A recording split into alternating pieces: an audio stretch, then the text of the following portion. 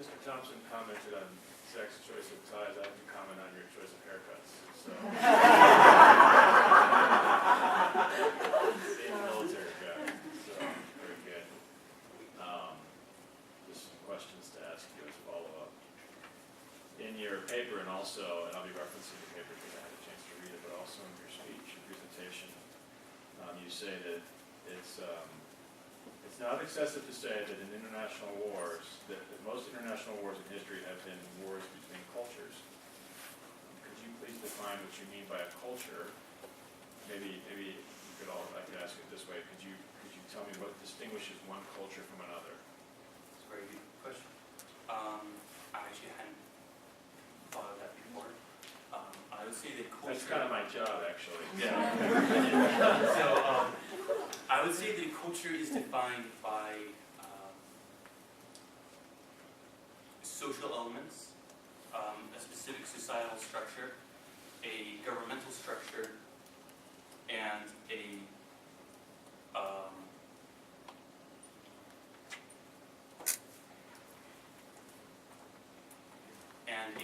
degree of international sovereignty. Those are just off the top of my head. Okay. So, meaning that a nation, take Cuba for instance, they have a distinct society, a distinct culture is the wrong word to use because I'm using it because that's what I'm defining. Sure. But a distinct culture in the sense that they have a distinct literature and such. That could you think, I don't want to be too much conversational, but could you think of a culture, say, that is similar to Cuban culture? I don't know how much you know about Cuba. They have good cigars, but are there other cultures that you can think of that would be similar to Cuba that you might equate? It's true. The Philippines would probably be similar. Okay. And that's where you come to a question of degree of international sovereignty, because they are similar, but they are also separate nations, and as such, there's going to be some, even though on a societal and even a governmental level they may look similar, they are distinct cultures because they are distinct nations. Sure. But they're certainly closer to, say, each other than the Cubans are, say, to the Norwegians, right? Okay. Yes. All right. Good enough.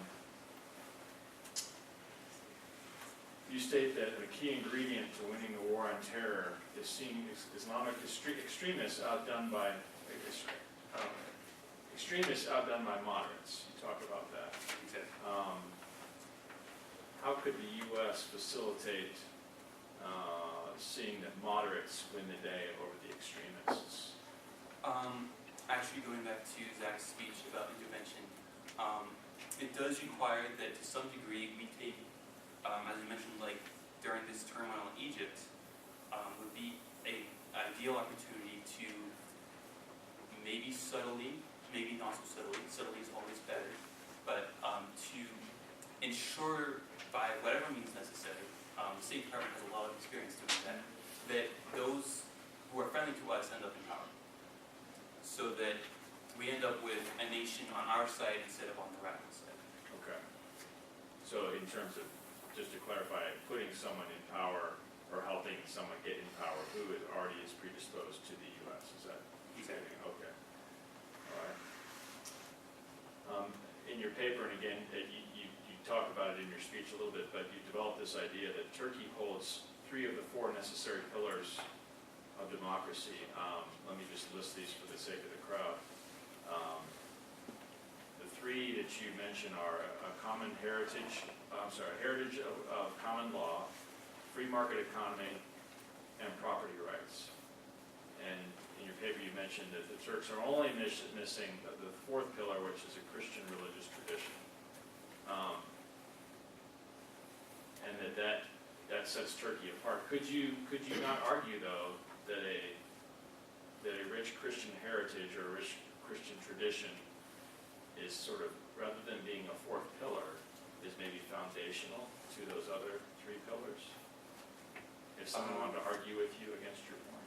It very well could be. I took the idea of 4 pillars was originally presented by a couple of authors who wrote a history book that I haven't been using at the moment. Sure. Larry Schweikart and Dave Dougherty.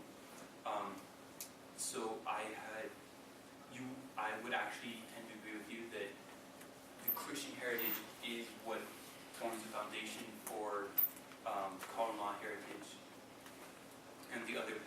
democracy. So I honestly couldn't say whether it should be considered another pillar or a foundation.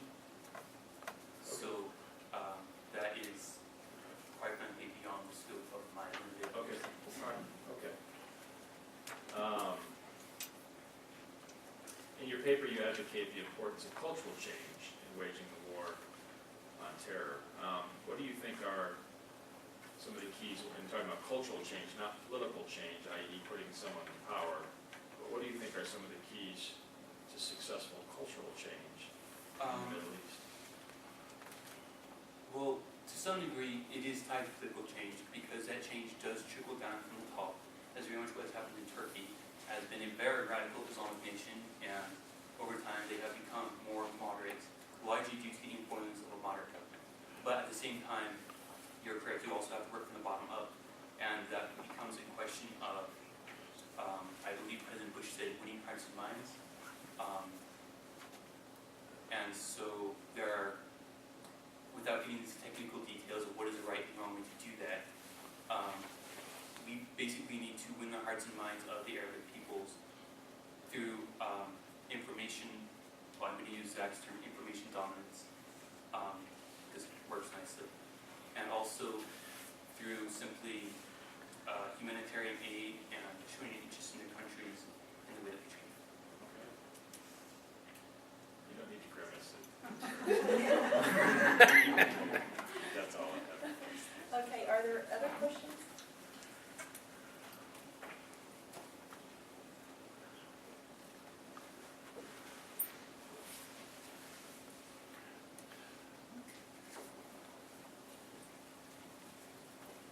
What was your source for the reference to lying is encouraged in the Arab world? I had several sources, one of which, Wallet Baris, The War of Ideas. If anybody would like to talk afterwards, I have full bibliography here. Wallet Baris and Noni Darwish were my primary sources for that. They're both native Middle Easterners.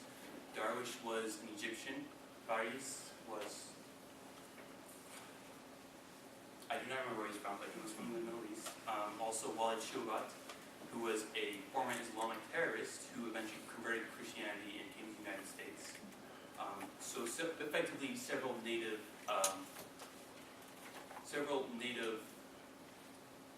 Muslims who have, two of them have converted to Christianity, all of them have come and joined the war against terror.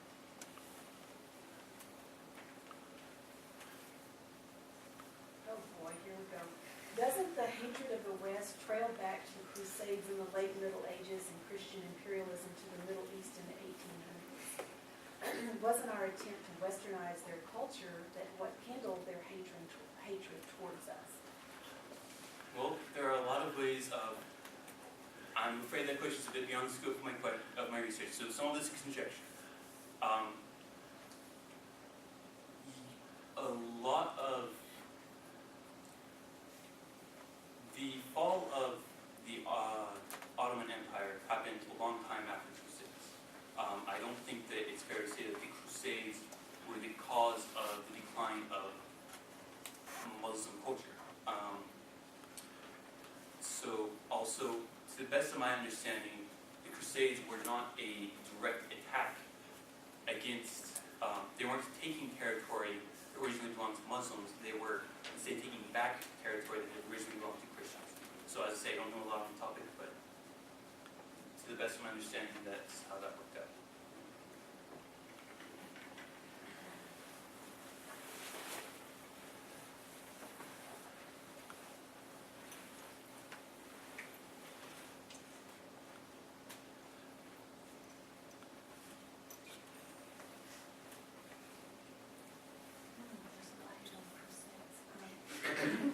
How did the Crusades show the superiority of the Christian people when they not only failed in the last Crusades, but also slayed thousands of civilians in Jerusalem and even looted Constantinople during the Crusade?